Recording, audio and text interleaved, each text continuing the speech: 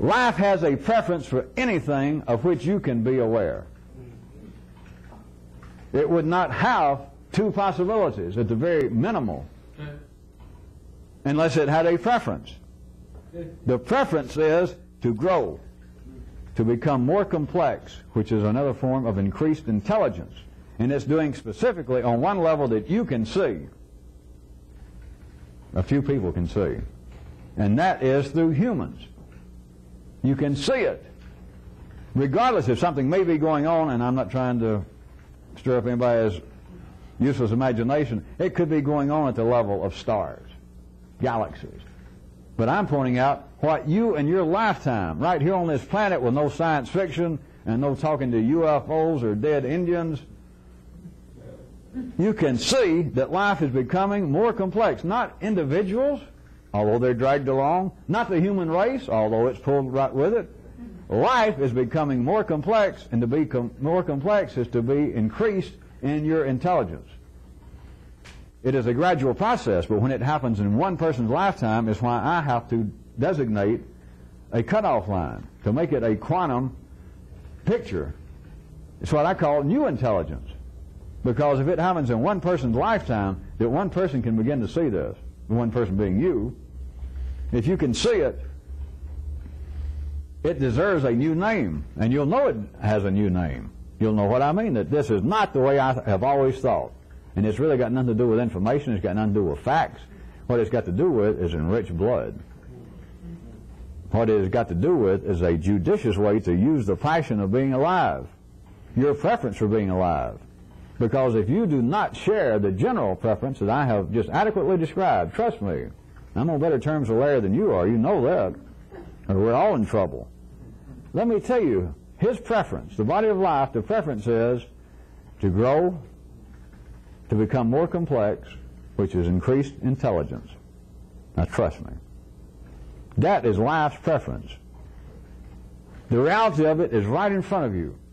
But now, what I was going to ask yourself this, but ask yourself objectively. It's just a cheap joke.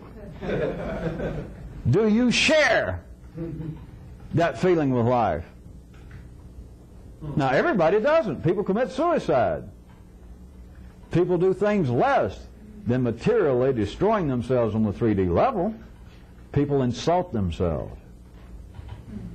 The individuals in the human race, this collection of molecules referred to as individuals, each one of them is not at any given time or not even in their whole lifetime taken as a four-dimensional holograph.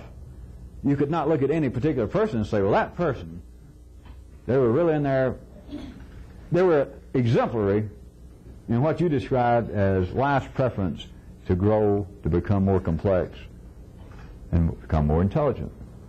It's not necessary that you see that every individual or any particular individual seems to represent that for their whole life. Now we're talking about ordinary people, but now I'm talking to you. If you do not share, that is, if you're one of the ones that almost fall into the level of me saying, well, we can't use you as an example of life wanting to grow and become more complex, can we? And you go, no, I don't guess we can. When's the next meeting? We're going to meet Friday?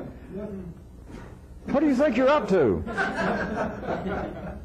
If your preference is not to grow, if your preference is not to become more intelligent, to increase the complexity that is you here, the rest of it's fine. If you want to lose weight, gain weight, but this is what we're talking about. This is what life is talking about to itself through man. If you do not share that personal feeling for your own life, what do you want me to say to you? Look at it another way. It's not a challenge. It's not an attack. That is what has got to be the common denominator between everybody involved with this. It always has been at any time. That's why you can look around, and we don't all look alike by any means here. There seems to be a great divergence of intellectual levels, city-wise, different taste, different feelings about life. But there is a common denominator any time a group of people, that life lets them arrange themselves with activities such as this, and that is that they do share, whether they enumerate it this way or not. And I'm not going to form formulate some Pledge of Allegiance for us to do, but I have given you a fair verbal description of the reality. It's in the blood. You can say the words, and you can feel it. Life has a preference. The preference is, in any situation, not every situation as you may see it through the facilities of old Big Chief Two Eyes, through your own bifocal vision, but life's preference is to grow, is to increase its complexity, and to be more intelligent. If you belong in this, that's your reason for being alive. That is your personal feeling.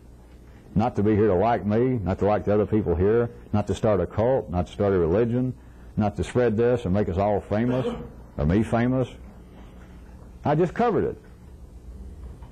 The feeling in you, the non-objective feeling, the passion of being alive is to grow. It's for you to expand personally, for you to become more complex and more intelligent. You notice, I said that covered it. I didn't put in anything about being charitable, decent, good family person, good mother, good father, good husband, good wife, good Christian, good Jew, good Buddhist, good Caucasian, good short person, good male, good female.